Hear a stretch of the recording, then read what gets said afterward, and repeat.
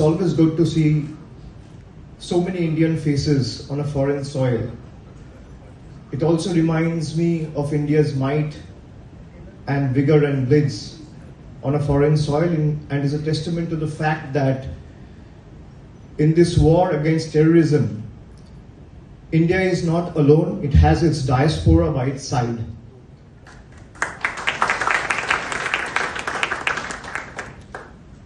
My colleague Aparajita Sarangi, she said all of you are India's ambassadors. Well, on a lighter note, now that she has declared all of you as ambassadors, you don't need to turn up to the embassy. You can have your own PIOs and OCIs done at your home, and that will further ease your job.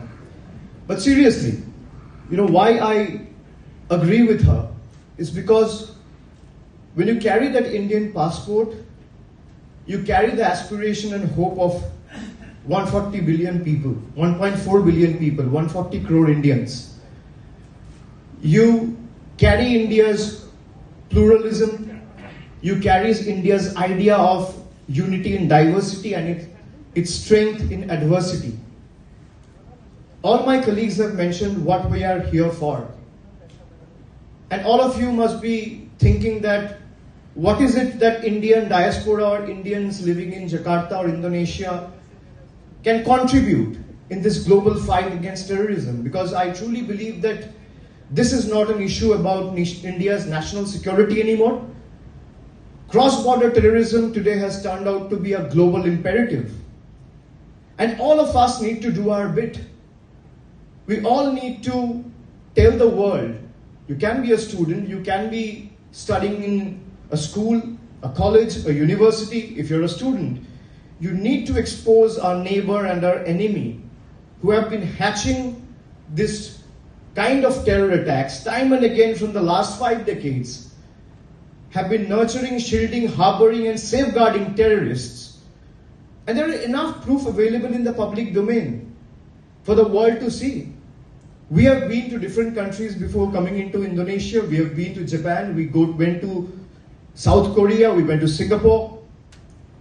Everyone that we met, everyone said, whether it's the think tanks, the strategic thinkers, leading persons from the industry, or the high government officials, everyone was on the same page that we are with India on its fight against terrorism. Make no mistake.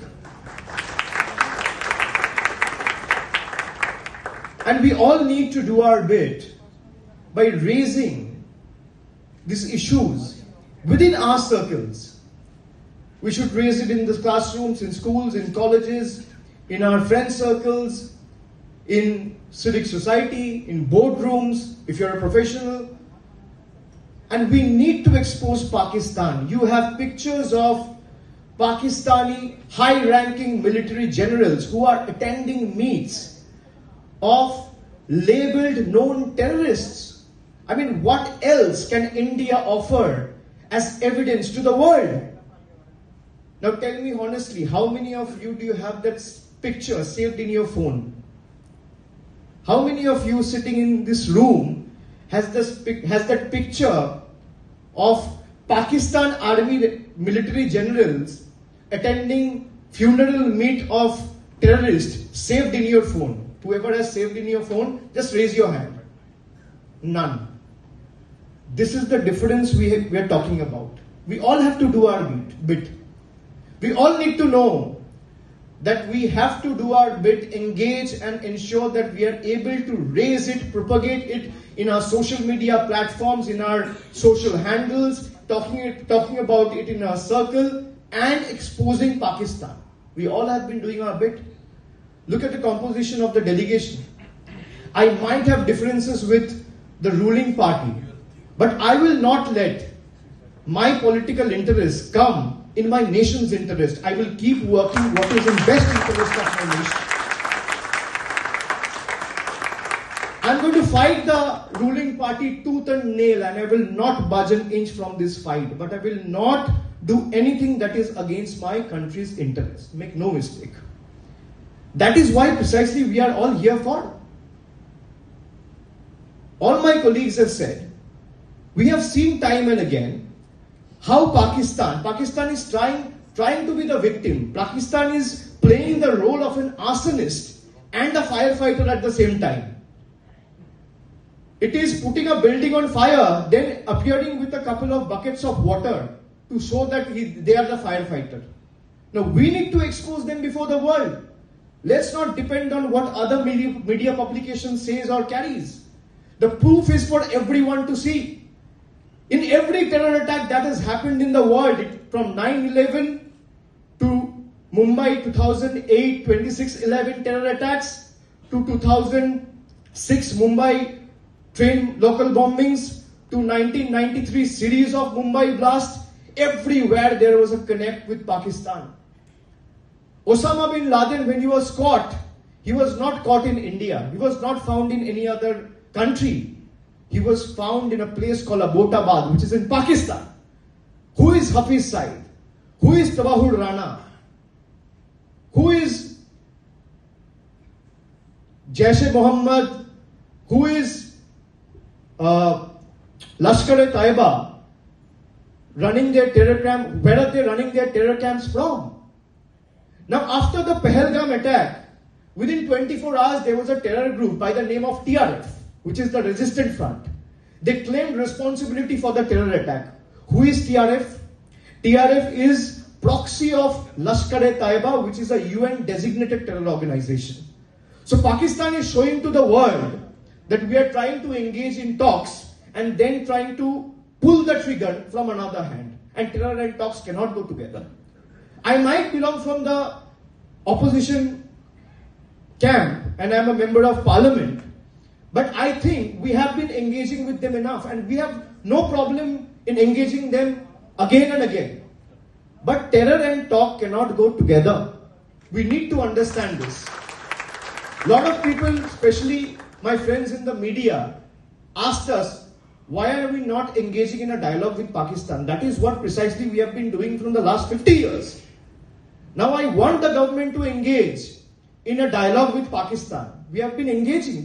We belong from the land of Rabindranath Tagore, Mahatma Gandhi, Netaji Subhash Chandra Bose. We will be the last one to talk about violence, attacks, terror. We talk about humanity. We talk about tolerance. We talk about unity in diversity. But this time when the government engages, I want the government and every Indian should agree with me that this time when we approach and when we engage with the Pakistan counterparts, we should talk about reclaiming POK, where the terror attacks were planned, where terror infrastructures were ran to inflict blood and harm on Indians and Indian soil. We cannot tolerate this for an indefinite period of time. So I thank all of you. I would just like to tell all of you, just do your bit, raise it in whatever way you can. Ensure that you're able to raise it in your circles. At the same time, do your bit. Carry that picture, show it to the world. You have Indonesian friends, you have friends from other nationality, other countries. Show it. And before concluding, next time when you go to India, I want you to make a promise. Will you make it? Yes. Yes. My humble appeal before all of you.